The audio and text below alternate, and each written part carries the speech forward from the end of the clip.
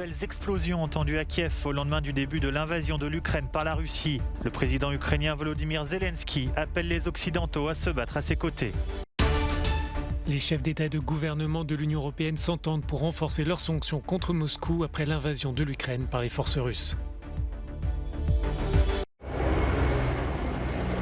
Deux fortes explosions ont retenti à l'aube vendredi dans le centre de Kiev au lendemain du début de l'invasion de l'Ukraine par la Russie.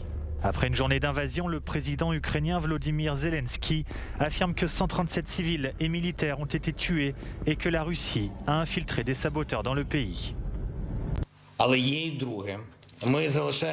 Mais il y a autre chose. Nous sommes seuls à défendre notre nation. Qui est prêt à se battre avec nous? Je ne vois personne. Qui est prêt à donner à l'Ukraine une garantie pour rejoindre l'OTAN? Tout le monde a peur. L'Ukraine a aussi confirmé que la Russie avait pris le contrôle de la zone d'exclusion de Tchernobyl. Et certains rapports indiquent que l'armée russe détient le personnel en otage, ce qui n'a pas tardé à faire réagir la Maison-Blanche. Cette prise d'otage illégale et dangereuse qui pourrait bouleverser les efforts nécessaires pour maintenir et protéger l'installation de déchets nucléaires est évidemment incroyablement alarmante et préoccupante. Nous la condamnons et nous demandons la libération des otages. Selon des sources militaires occidentales, l'armée russe se rapprocherait de Kiev avec l'intention de faire tomber le pouvoir en place et d'installer un gouvernement favorable à Moscou. Vladimir Poutine continue de son côté à tenter de légitimer cette invasion. Ce qui se passe en ce moment, ce sont des mesures forcées. On ne nous a pas laissé d'autres moyens de procéder. Selon certains rapports, l'armée russe rencontrerait plus de résistance que prévu, alors que le gouvernement ukrainien a ordonné à chaque homme de 18 à 60 ans de rester en Ukraine et de défendre le pays.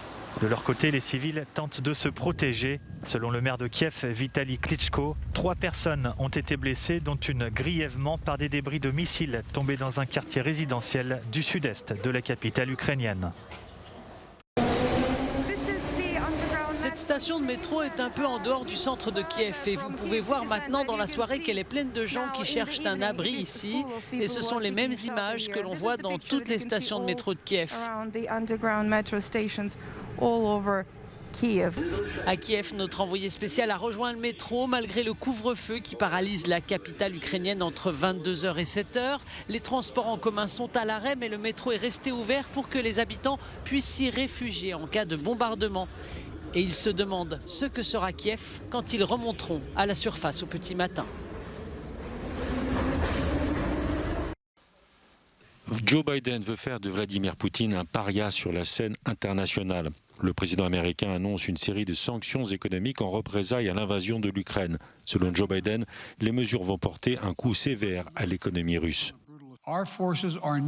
Nos forces ne sont pas et ne seront pas engagées dans le conflit avec la Russie en Ukraine. Nos forces ne vont pas en Europe pour se battre en Ukraine, mais pour défendre nos alliés de l'OTAN et rassurer ces alliés de l'OTAN.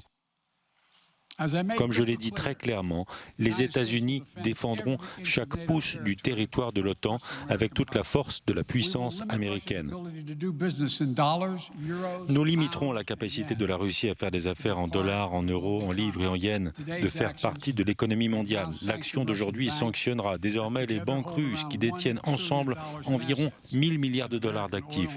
Et les compagnies pétrolières et gazières américaines ne devraient pas en profiter pour augmenter leurs prix.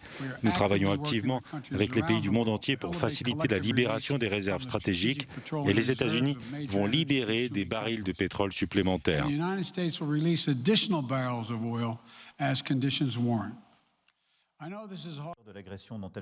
Les dirigeants français, allemands et britanniques condamnent à l'unisson l'invasion russe en Ukraine et promettent des sanctions coordonnées contre Moscou. Nous appuierons l'Ukraine sans hésiter et nous prendrons toutes nos responsabilités pour protéger la souveraineté et la sécurité de nos alliés européens. Mes chers compatriotes, les événements de cette nuit sont un tournant dans l'histoire de l'Europe et de notre pays. Ils auront des conséquences durables, profondes sur nos vies. Ils auront des conséquences sur la géopolitique de notre continent. et nous saurons ensemble y répondre. Pour le chancelier allemand, l'invasion russe remet en cause la paix en Europe.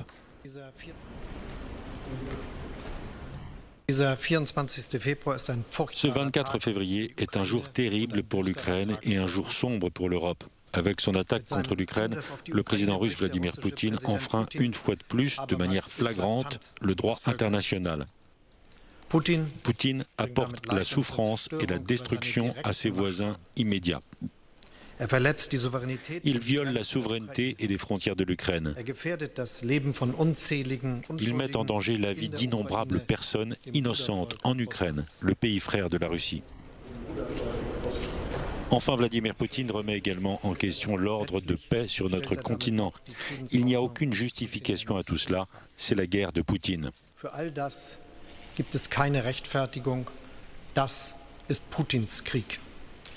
De son côté, Boris Johnson qualifie Vladimir Poutine de dictateur et promet des sanctions massives. Nous conviendrons de concert avec nos alliés d'un ensemble massif de sanctions économiques destinées à entraver l'économie russe. Et à cette fin, nous devons également nous saisir collectivement de la dépendance au pétrole et au gaz russe qui, depuis trop longtemps, a permis à Poutine d'exercer son emprise sur la politique occidentale. Notre mission est claire, diplomatiquement, politiquement, économiquement et éventuellement militairement. Cette entreprise hideuse et barbare de Vladimir Poutine doit se solder par un échec.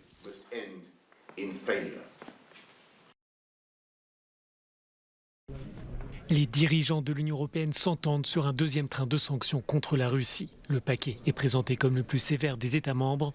Réunis en urgence à Bruxelles, les chefs d'État et de gouvernement ont affiché un front uni contre le président russe décrit comme brutal et irresponsable. Vladimir Poutine a décidé de faire la guerre à l'Ukraine, mais il ne gagnera pas cette guerre parce que les citoyens européens veulent la paix, l'état de droit et la démocratie, comme l'ont clairement montré les citoyens ukrainiens. Plusieurs responsables ont indiqué vouloir frapper durement la Russie et son économie à travers une limitation des transactions financières et commerciales. Parler ne coûte rien. Il faut en finir avec des propos qui ne coûtent rien. Il y a trop de naïveté autour de nous. Je pense que nous devons réellement agir et nous devons réagir de façon décisive. Des civils sont tués actuellement toutes les minutes, toutes les heures.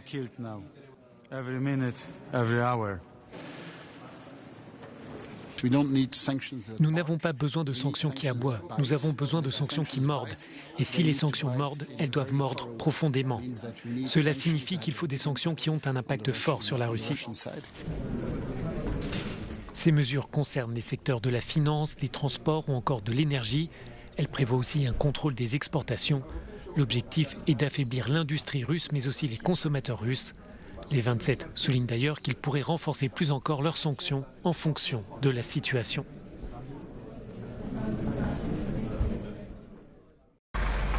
Des moscovites viennent déposer des fleurs devant l'ambassade d'Ukraine de la capitale russe. Des rassemblements spontanés contre la guerre ont eu lieu dans plusieurs villes du pays, de Saint-Pétersbourg à Irkoutsk en Sibérie. Sur les réseaux sociaux, des artistes, des sportifs et des journalistes disent leur opposition à l'invasion de l'Ukraine. Dmitri Muratov est le rédacteur en chef du journal Novaya Gazeta. Il est aussi lauréat du prix Nobel de la paix et il lance un appel à la mobilisation des Russes. Sur les ordres du président Poutine, notre pays a commencé une guerre avec l'Ukraine et il n'y a personne pour l'arrêter. En conséquence, en plus du chagrin, nous ressentons de la honte.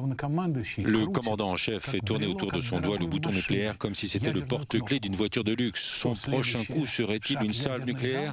Comment interpréter autrement les propos de Poutine sur des représailles armées ? À mon sens, seul un mouvement anti-guerre des Russes peut sauver la vie sur cette planète. Une centaine d'élus municipaux ont signé une lettre publique où ils condamnent l'attaque contre l'Ukraine et expliquent être convaincus qu'une catastrophe est inévitable si l'invasion n'est pas arrêtée. 500 journalistes et scientifiques russes ont diffusé une lettre publique similaire alors que les forces de l'ordre ont arrêté au moins 1700 personnes pour avoir participé à des manifestations non autorisées.